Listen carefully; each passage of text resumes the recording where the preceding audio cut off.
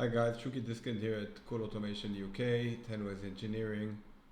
Let's have a look at the procedures on our professional platform. So we can create a procedure, many different types of procedures for the unit to carry out. Now we're going to set one up for a test run.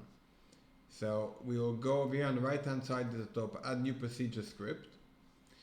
We will call it test run. And we want it for Daikin in this case. This is our system here. And run all the steps on all selected units, not on specific. We add a step. So we enable it and we take an action. An action is to power the unit. We want to power it on. We'll add the step. And the step will be again an action and will be a set point.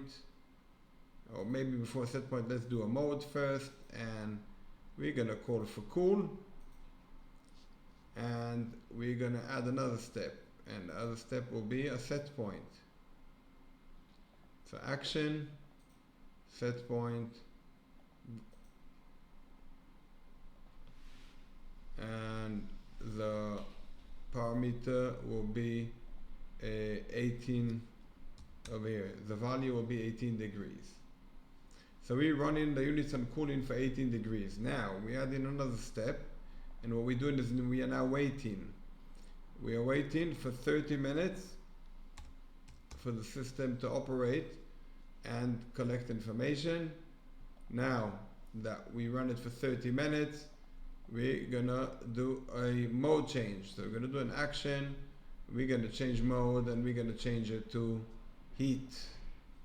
Now that we changed it to heat, we will set the temperature. So we will add here an action, which is a set point, and it will be a constant value, and that will be 30 degrees.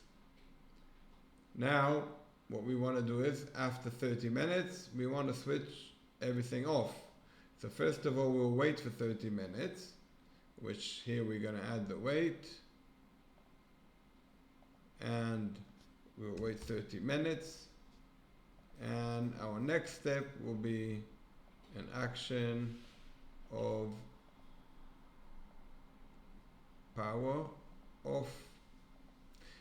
Now, when this will be completed, this procedure, we will then have data of the refrigerant inlet, refrigerant outlet, and also, in addition, we will have the room temperature and expansion valve, how much I opened.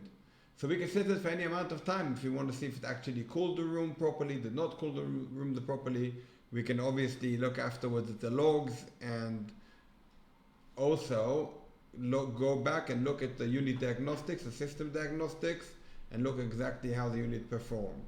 But we will have the basic information over here of the refrigerant inlet and outlet, which we will be using normally on commissioning sheets or on test run sheets. Once we finish that, we'll type OK. When we want to run the procedure, we'll persevere on run. Right over here, it will tell us which one. We select it.